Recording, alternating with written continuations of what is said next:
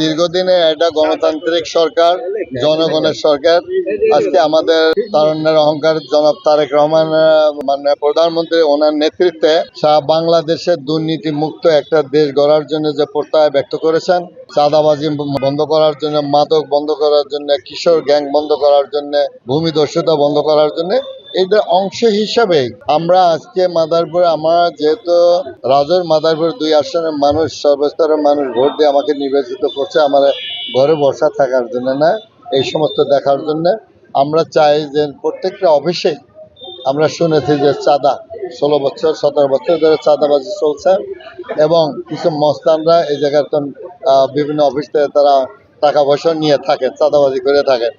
আমরা সেই সংবাদে আজকে অফিসে কাউকে অবহিত না করে আমাদের ইউনো মহোদয়, আমাদের সাব রেজিস্ট্রার হিসাবেও ছিলেন, আমাদের রাজনৈতিক দলের নেতৃবৃন্দ, বিভিন্ন পর্যায়ের নেতৃবৃন্দ ছিলেন, আপনারা সাথে নিয়েই আজকে কিন্তু এই অফিসটা আমরা অভিযান করলাম। অভিযানের মধ্যে দিয়ে আমরা স্পষ্ট পাইলাম যে হ্যাঁ, চাঁদাবাজি হয় এবং সেই সময়টুক কখন হয়, 2টা-3টার মধ্যে দিয়ে ওই সময়ের দিকে হয়।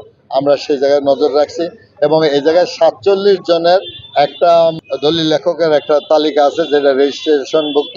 আমরা বলছি সেই জায়গায় তাদের সেই 47 জনের ওই যে আইডি কার্ড আছে সেটা ফটোকপি চাইছে এবং তারা বলছে যে তাদের সহকারী আছে, যেটা হলো কোনো সরকারি নির্ধারিত করে না, তারা ব্যক্তিগতভাবে। এবং আমরা জানি যতটুকু এই সহকারীর মধ্যে দিয়ে এই চাঁদাবাজিগুলো চলে। তা আমরা বলছি যে যদি আপনাদের সহকারী লাগেই, তাহলে তাদের একটা আপনাদের লিখিত একটা দিতে হবে যে অমুকে আমার সহযোগী। তা সেই মোতাবেক ওনারা বলছেন যদি আমাদের প্রয়োজন হয় আমরা লিখিত দেব, আর যদি তাই না হয় তাহলে আমরা ওই 47 জনের মাধ্যম দিয়ে আমরা আবার অভিযান শুরু করব।